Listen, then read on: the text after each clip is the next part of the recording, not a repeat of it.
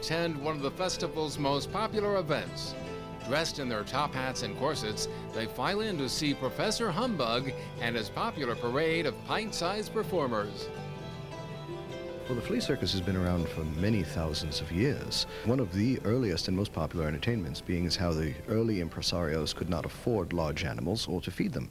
Therefore, flea is readily available, and you can always feed them with very little effort. What do we expect the fleas to do today? We have a flea on the high trapeze. We have a flea upon the tightrope. We have a flea that is, for our finale, fired out of a cannon and over the audience's heads, like a good deal of my show. Do you ever use dogs as a source for fleas? Oh no, you don't use those sort of fleas. There are 650 species of flea.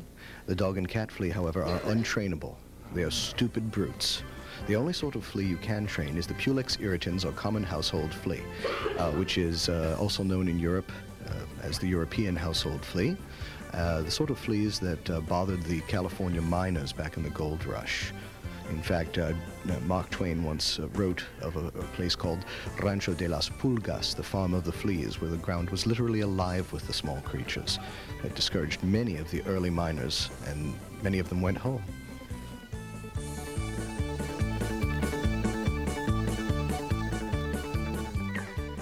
With all the style and flair of a master showman, Professor Humbug leads his flea-bitten brood through stunt after stunt. Among them is a high dive act resulting in an unexpected flea bath, followed by the grand finale when he fires his star performer out of a cannon. We have a small parade at the beginning, and we have a weightlifter, Bruno. There's a flea who lifts an American $50 and flips it over.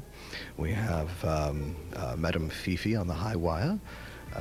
There's just quite a few acts, and the audience goes away wondering what they have seen, being as how they have heard of flea circuses but never seen one.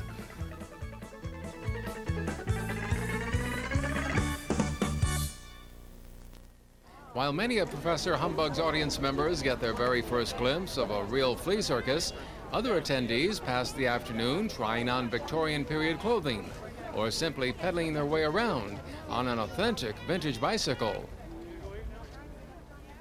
This particular bicycle is commonly referred to as a penny farthing. It's also known technically as an ordinary bicycle.